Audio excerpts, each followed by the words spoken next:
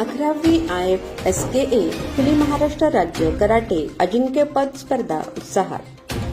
लातूर 22 डिसेंबर 2024 इंटरनॅशनल पुनाकोशी Shotokan karate association तर्फे आयोजित 11वी IFSKA खुली महाराष्ट्र राज्य कराटे अजिंक्यपद स्पर्धा लातूरच्या TG function hall Khadgaon road येथे मोठ्या उत्साहात पार पडली.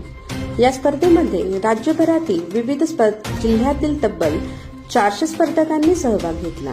स्पर्धेचे उद्घाटन आमदार अमित देशमुख यांच्या सुविद्य पत्नी आदितीताई अमित देशमुख यांच्या हस्ते श्रीफळ फोडून करण्यात आले. या प्रसंगी मंचावर माजी नगरसेवक रविशंकर जाधव, अय्यूब मनियार, पत्रकार KY पटपेकर, नेताजी जाधव,